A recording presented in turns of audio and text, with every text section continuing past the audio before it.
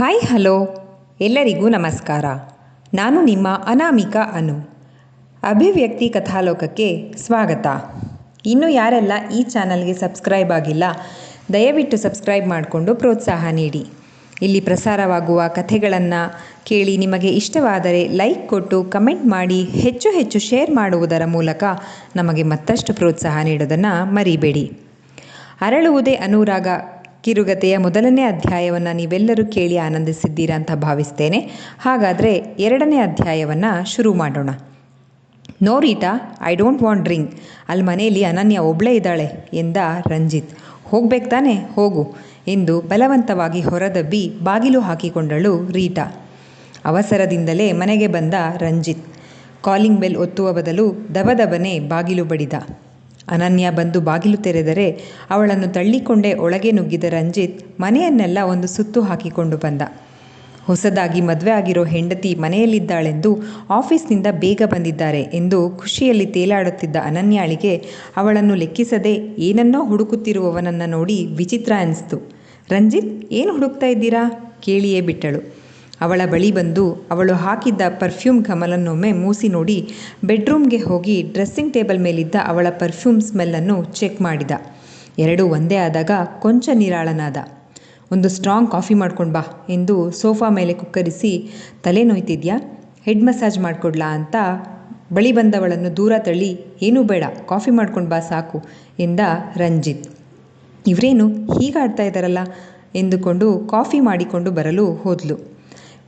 Coffee ಮಾಡ್ಕೊಂಡು ಬಂದಾಗ ಕೂತ್ಕೋ, ನಿನ್ನ ಹತ್ರ ಏನೋ ಮಾತಾಡಬೇಕು ಅಂತ ಅಂದಾಗ ಸನಿಹದಲ್ಲೇ ಕುಳಿತಳು Ananya. I have some conditions. ಮದುವೆಗೆ ಮುಂಚೆನೇ ಹೇಳಬೇಕು ಅಂದ್ಕೊಂಡಿದ್ದೆ, ಆದರೆ ಆಗಿರಲಿಲ್ಲ. ಈಗ ಹೇಳ್ತಿದ್ದೀನಿ, ಸರಿಯಾಗಿ ಕೇಳಿಸ್ಕೊ. ನನಗೆ modern dress, sleeveless dress ಎಲ್ಲ ಹಾಕೋ ಆಗಿಲ್ಲ. ಸ್ಯಾರಿ ಆರ್ ಸಲ್ವಾರ್ ವೇರ್ ಮಾಡು, ಅದು ಫುಲ್ ಸ್ಲೀವ್ ಕಾಲರ್ ಇರೋದು. ಹೆವಿ ಮೇಕಪ್ ಮಾಡೋದು, ನಾನಿಲ್ಲದೆ ಇದ್ದಾಗ ಒಬ್ಬೊಬ್ಬಳೇ ಹೊರಗಡೆ ಸುತ್ತಾಡೋದು, friends, kitty party, picnic, friends ಅಂದ್ಕೊಂಡು ಮನೆಗೆ ಬರೋದು, ಇದ್ಯಾವುದು ನನಗಿಷ್ಟ ಆಗಲ್ಲ ಅಂತ ಹೇಳಿದ್ದ. ಅಸಲಿಗೆ ರಂಜಿತ್ ಹೇಳಿದ ಯಾವ ಗುಣ ಅಭಿರುಚಿಗಳು ಅನನ್ಯಾಗೆ ಇರಲಿಲ್ಲ. ಸುಮ್ಮನೆ ವಾದ ಏಕೆಂದು ಓಕೆ ಎಂದು ತಲೆಯಾಡಿಸಿದ್ಲು. ಅವಳಿಗೆ ಅಂಥ ವ್ಯತ್ಯಾಸ ಏನೂ ಅನ್ನಿಸ್ಲಿಲ್ಲ. ಹಾಗೆ ನಾನಿಲ್ದಾಗ ಆನ್ಲೈನ್ ಆರ್ಡರ್ ಅಂತ ಡೆಲಿವರಿ ಬಾಯ್ಸ್ ಬರೋದು ನನಗಿಷ್ಟ ಆಗಲ್ಲ. ನಿಂಗೆ ಏನೇ ಬೇಕಿದ್ರೂ ನನ್ನ ಕೇಳು, ತಂದುಕೊಡ್ತೀನಿ, ಇಲ್ಲ ಜೊತೇಲಿ ಕರ್ಕೊಂಡು ಹೋಗ್ತೀನಿ ತಗೋ ಅಂತ ರಂಜಿತ್ ಹೇಳಿದ. ಹಾಗೆ ಸೋಷಿಯಲ್ ಮೀಡಿಯಾ ಅಕೌಂಟ್ನಲ್ಲಿ ಪರ್ಸ್ನಲ್ ಫೋಟೋಸ್ ಹಾಕೋದು, ಫ್ರೆಂಡ್ಸ್ ಮಾಡ್ಕೊಳ್ಳೋದು ಇಷ್ಟ ಆಗಲ್ಲ. ನಿನಗೆ ಯಾಕೆ ಫೇಸ್ಬುಕ್ಕು, ಇನ್ಸ್ಟಾ ಎಲ್ಲ ಡಿಲೀಟ್ ಮಾಡು ಎಂದು ಅವಳ ಮೊಬೈಲ್ ಪಡೆದುಕೊಂಡು ಕಣ್ಣೆದುರೇ ಡಿಲೀಟ್ ಮಾಡಿಯೇ ಬಿಟ್ಟ. ಓಕೆ ಚುಟುಕಾಕಿ ನೋಡಿದ್ದು, ಇನ್ನೂ ಏನಾದರೂ ಕಂಡೀಷನ್ಸ್ ಇದೆಯಾ ಎಂದಳು ಅನನ್ಯ. ಇಷ್ಟೇ ಎಂದು ಡ್ಯೂಟಿಗೆ ಮನೆಯಿಂದಲೇ ಲಾಗಿನ್ ಆಗಿದ್ದ. ದಿನಗಳು ಹೀಗೆ ಉರುಳ್ತಾ ಇದ್ವು. ಹೆಂಡತಿಯನ್ನು ಎಷ್ಟೇ ಕಂಡೀಷನ್ಸ್ ಹಾಕಿ ಕಂಟ್ರೋಲ್ನಲ್ಲಿ ಇಟ್ಕೊಂಡ್ರೂ ಅವಳ ಸೌಂದರ್ಯ, ಹೆಂಡತನವನ್ನು ಮಾತ್ರ ದೋಚುತ್ತಿದ್ದ. ರೀಟಾ ಜೊತೆಗೆ ಸಂಬಂಧವನ್ನು ಮುಂದುವರಿಸಿಕೊಂಡು ಹೋಗ್ತಾ ಇದ್ದ. ಅನನ್ಯಾಗೆ ಮನೆಯಲ್ಲಿ ಸ್ವತಂತ್ರವಾಗಿ ಮಾತನಾಡಲು, ನಗಲು ಸ್ವಾತಂತ್ರ್ಯ ಇರಲಿಲ್ಲ. ಪಂಜರದ ಹಕ್ಕಿಯಂತಾಗಿದ್ಲು. ಮನೆಗೆ ಬಂದ ಕೂಡಲೇ ಅವಳ ಮೊಬೈಲ್ ತೆಗೆದುಕೊಂಡು ಡಿಜಿಟಲ್ ವೆಲ್ ಬೀಯಿಂಗ್ ಚೆಕ್ ಮಾಡುವುದು ಮಾಡ್ತಿದ್ದ. ದಿನೇ ದಿನೇ ರಂಜಿತ್ನ ಅನುಮಾನ ಹೆಚ್ಚಾದಾಗ ಅನನ್ಯಾಗೆ ಉಸಿರು ಕಟ್ಟಿದಂತೆ ಅನಿಸಲು ಶುರುವಾಯಿತು. ಅವಳು ತನ್ನ ಸ್ವತ್ತು ಎಂದು ಅಧಿಕಾರ ಚಲಾಯಿಸ್ತಿದ್ದವನು ಅಪ್ಪಿತಪ್ಪಿಯೂ ಅವನ ಮೊಬೈಲ್, ವ್ಯಾಲೆಟ್, ಲ್ಯಾಪ್ಟಾಪ್ ಇಂಥದ್ದನ್ನು ಮುಟ್ಟೋದಿಕ್ಕೆ ಬಿಡ್ತಾ ಇರಲಿಲ್ಲ. ಅನನ್ಯಾಗೆ ಅನುಮಾನ ದಿನೇ ದಿನೇ ಹೆಚ್ಚಾಗತೊಡಗಿತು. ಅಪ್ಪನ ಮನೆಯಲ್ಲಿ ಕಿರಿಯ ಮುದ್ದಿನ ಮಗಳಾಗಿ ಬೆಳೆದ ಹುಡುಗಿ ಇಲ್ಲಿ ರಂಜಿತ್ ಹೇಳದಂತೆ ಚಾಚೂ ತಪ್ಪದೆ ಕೇಳ್ಕೊಂಡಿದ್ಲು. ಕೂತ್ರು ತಪ್ಪು, ನಿಂತರೂ ತಪ್ಪು ಎನ್ನುವಂತಹ ಪರಿಸ್ಥಿತಿ ಎದುರಾದಾಗ ದುಃಖ ಉಮ್ಮಳಿಸಿ ಬಂತು. ಬೆಂಗಳೂರಲ್ಲೇ ಇದ್ದ ಅಕ್ಕನ ಮನೆಗೆ ಕರೆದ್ರೂ ರಂಜಿತ್ ಕೆಲಸದ ನೆಪ ಹೇಳಿ ಅವಳನ್ನು ಕರ್ಕೊಂಡು ಹೋಗಿರಲಿಲ್ಲ. ತಾವೇ ಬರ್ತೀವಿ ಅಂತ ಹೇಳಿದ್ರು ಸಹ ಅನನ್ಯ ಕೈನಲ್ಲಿ ಏನೋ ಒಂದು ಸುಳ್ಳು ಹೇಳಿಸಿ ಅವ್ರು ಬರೋದನ್ನು ತಪ್ಪಿಸ್ಬಿಡ್ತಾ ಇದ್ದ.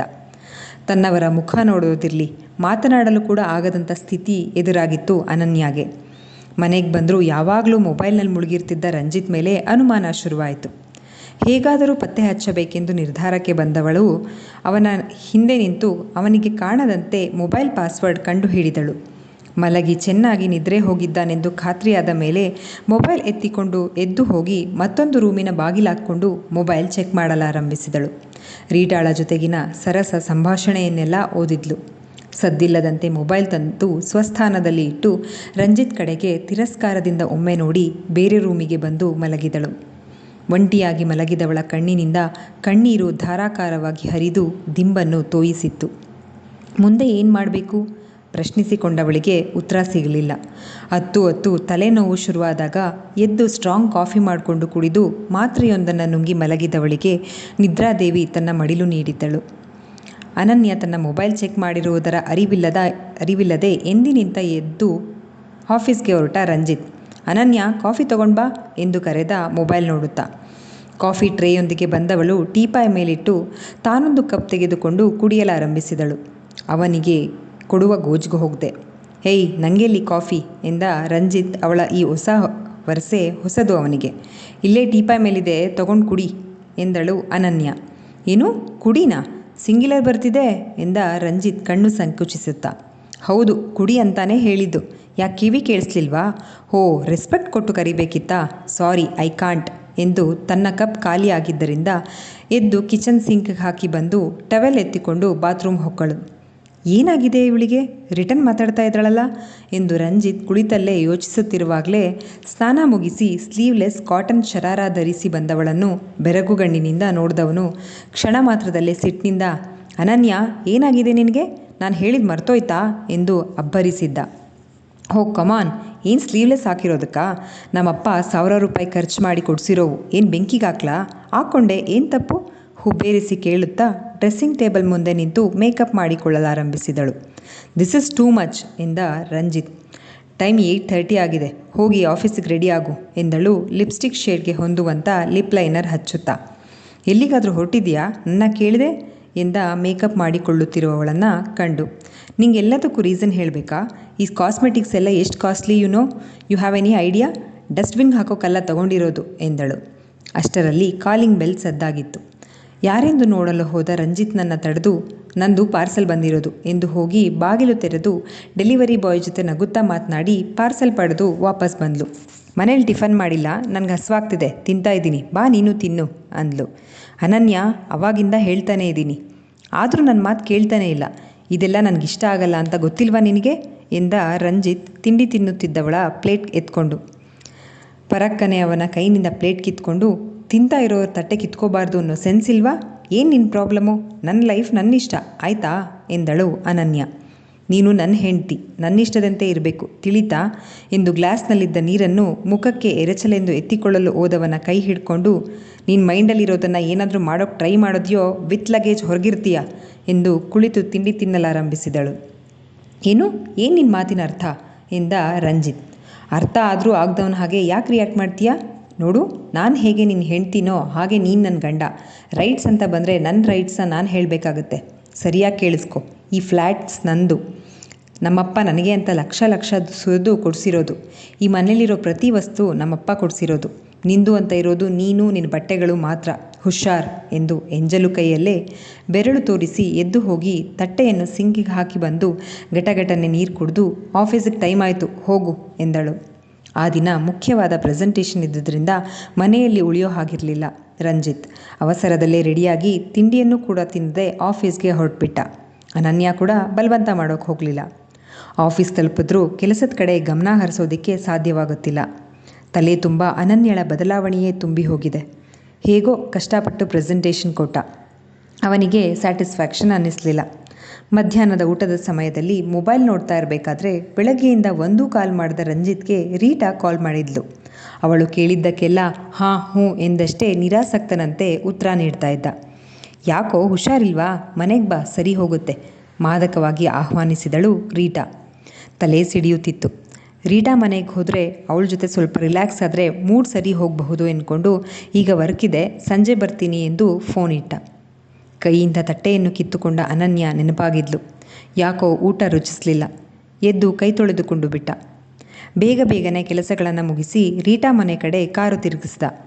ರೀಟಾ ಇವನಿಗಾಗಿಯೇ ಡ್ರಿಂಕ್ಸ್ ಅರೇಂಜ್ ಮಾಡಿದ್ಲು. ಹುರಿದ ಗೋಡಂಬಿಗಳನ್ನು ಪ್ಲೇಟಿಗೆ ಹಾಕಿಕೊಂಡು ಬಂದು ಗ್ಲಾಸಿಗೆ ಐಸ್ ಕ್ಯೂಬ್ ಹಾಕಿ ಡ್ರಿಂಕ್ ಸರ್ವ್ ಮಾಡಿ ರಂಜಿತ್ ಕೈಗೆ ಕೊಟ್ಟಳು. ಒಂದೆರಡು ಗುಟುಕಿಸಿ ಗೋಡಂಬಿಯನ್ನು ಬಾಯಿಗೆ ಹಾಕಿಕೊಂಡ. ಯಾವುದೋ ಕಾಲ್ ಬಂದಿದ್ದರಿಂದ ಮೊಬೈಲ್ ತೆಗೆದು ಮಾತನಾಡಿ ಇಡುವಾಗ ನೋಟಿಫಿಕೇಷನ್ ನೋಡಿದ. ಅನನ್ಯ ಫ್ರೆಂಡ್ ರಿಕ್ವೆಸ್ಟ್ ಕಳಿಸಿದ್ಲು. ಕುತೂಹಲದಿಂದ ಓಪನ್ ಮಾಡಿ ನೋಡಿದ್ರೆ ಮದುವೆಗೂ ಮುಂಚಿನ ಅವಳ ಚಂದದೊಂದು ಫೋಟೋ DP ಹಾಕಿ ಇಂದಷ್ಟೇ ಹೊಸ ಅಕೌಂಟ್ ಕ್ರಿಯೇಟ್ ಮಾಡಿದ್ದಾಳೆ. ಒಂದೇ ದಿನಕ್ಕೆ 500 ಜನಕ್ಕಿಂತ ಹೆಚ್ಚು ಫ್ರೆಂಡ್ಸ್ ಆಗಿದ್ದಾರೆ. ಕಮೆಂಟ್ಸ್ಗಳನ್ನು ಓದುತ್ತಾ ಮುಖದ ಮೇಲೆ ನೆರಿಗೆಗಳು ಮೂಡಿದ್ವು. ಛೇ ಎಂದು ಕೋಪದಿಂದ ಮೊಬೈಲನ್ನು ಬೀಸಿ ಎಸೆದಿದ್ದ.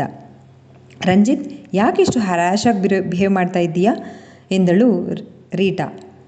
ಮನೆಗೆ ಬಂದ ಕೂಡಲೇ ಸನಿಹವಾಗುವವನು ಅನ್ಯಮನಸ್ಕನಾಗಿ ಇರುವುದನ್ನು ಕಂಡು ಪುಣ್ಯಕ್ಕೆ ಮೊಬೈಲ್ ಬೆಡ್ ಮೇಲೆ ಬಿದ್ದು ಯಾವ ಹಾನಿಯೂ ಆಗಿರಲಿಲ್ಲ. ಕೈಲಿದ್ದ ಡ್ರಿಂಕ್ಸನ್ನು ಒಂದೇ ಗುಟುಕಿಗೆ ಹೀರಿದ. ಮತ್ತೆ ಏನಾಯಿತು ನಿನಗೆ ಎಂದಳು ರೀಟಾ ಎದ್ದು ನಿಂತವನ ಕೈ ಹಿಡಿದುಕೊಂಡು. ಸಾರಿ, ನಾನೀಗಲೇ ಮನೆಗೆ ಹೋಗಬೇಕು ಎಂದು ಬ್ಯಾಗ್ ಎತ್ತಿಕೊಂಡು ಹೊರ ನಡೆದ ರಂಜಿತ್.